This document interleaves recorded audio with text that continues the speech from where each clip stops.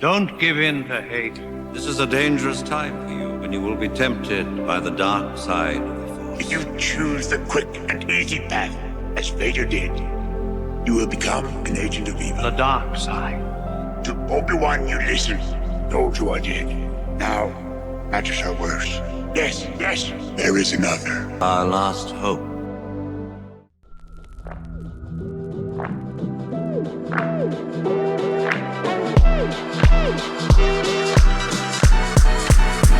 Howdy, my dears, and welcome to a refined yet brutally honest exploration of the freshly dropped Andor Season 2 trailer. As we sip our tea and dissect every bloody frame, it's impossible not to compare its ambitions with the narrative brilliance of classic Star Wars, a saga crafted with the precision of a bespoke Savile Row suit. Back in those halcyon days, George Lucas fashioned every fucking scene with the precision of a master watchmaker, ensuring that each character introduction, every sweeping transition, and even the most bombastic set piece flowed with an elegance that made even the wildest plot twists I am your father.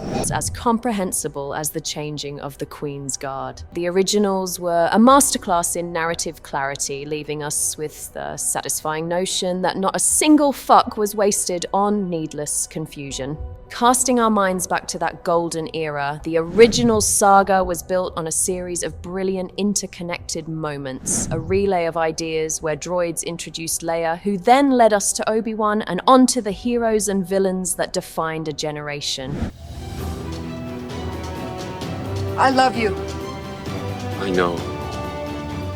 Fast forward to the new Andor trailer, and we're presented with an intricate mosaic of visual cues and narrative hints that promise to divide the forthcoming 12-episode season into 4 distinct chapters. I got a bad feeling about this. These chapters set the stage for the evolution of Cassian into the stalwart rebel we're all so bloody familiar with. The trailer kicks off with clever cuts, brief, enigmatic glimpses of Cassian's back, interspersed with individual acts of rebellion that hint at a broader, meticulously structured narrative. We see him in a slick, almost ostentatious disguise against a backdrop of pristine white structures that quickly descend into utter chaos, then again sporting a more rugged Andor-esque leather jacket.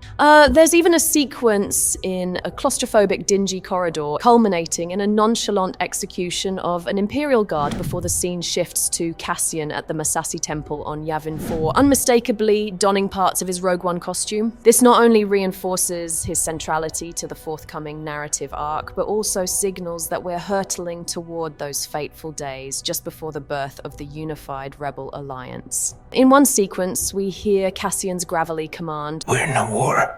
You want to fight?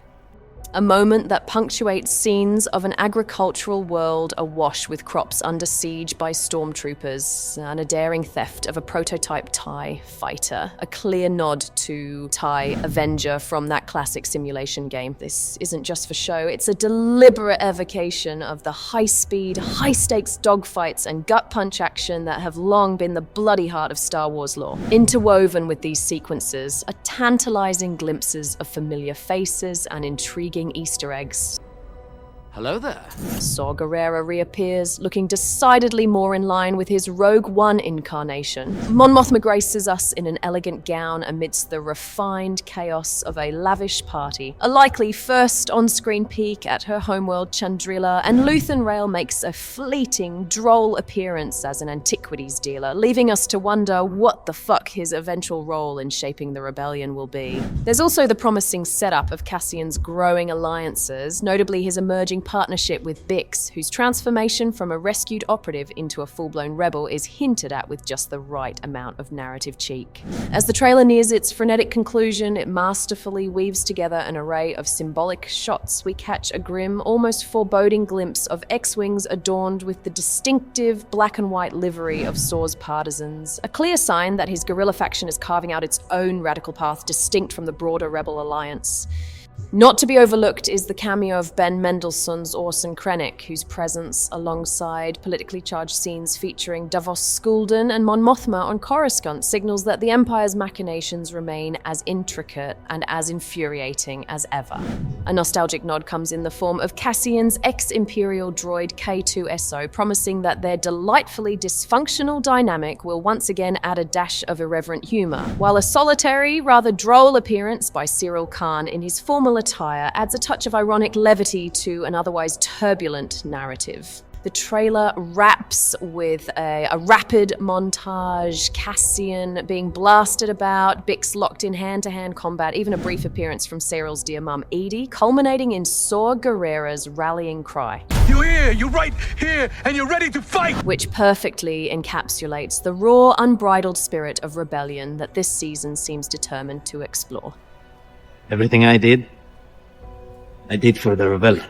And as if all that wasn't enough to get our blood boiling, there's some truly smashing off-screen news to celebrate. The awful woke Kathleen Kennedy, the architect of a disastrously muddled era at Lucasfilm, is finally stepping down. You failed, Your Highness.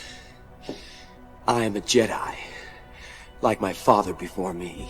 Yes, my dears, after years of steering our cherished Star Wars and Indiana Jones franchises into a right mess of creative and economic debacles, Kennedy's tenure is, at long last, drawing to a close. I believe I asked you to put a chick in this and make her gay. Yes, the chef was a little confused what you meant by that. Means put a chick in the linguine and make her fucking gay! Reports broke recently that the longtime head of Lucasfilm would be leaving the company, a move greeted with genuine cheers by fans who have suffered through her ill-advised projects, from the flop that was Solo, a Star Wars story, to the politically motivated embarrassment of The Acolyte. In a recent interview with Deadline, Kennedy attempted to defend herself, insisting she wasn't leaving anytime soon and even bragging about her so-called accomplishments.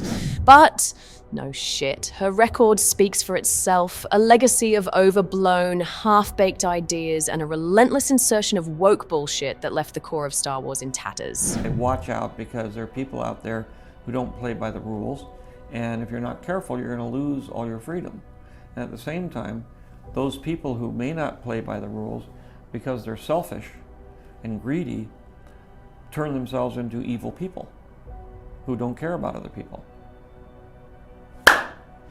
This change promises a refreshing return to the clarity and precision of storytelling that made the originals so bloody brilliant, and one can only hope that the new leadership will restore the franchise to its rightful glory. In sum, while Andor Season 2 hasn't yet revealed its full bloody hand, this trailer lays out an ambitiously intricate roadmap for a narrative spanning 4 distinct chapters, each marked by escalating stakes, explosive action, and enough fuck-all details to satisfy even the most discerning of Star Wars purists. It's a modern reinterpretation that earnestly attempts to balance the narrative clarity of the originals with the complexities of contemporary storytelling, occasionally tripping over its own verbosity and extended dialogues or introspective pauses that feel a touch too indulgent for those of us who fondly remember the originals as being as crisp as a well-timed quip in a British comedy. Lovely jubbly. Oi, what's your game? You want a cup of tea? Go make one, you lazy old sod. Go on.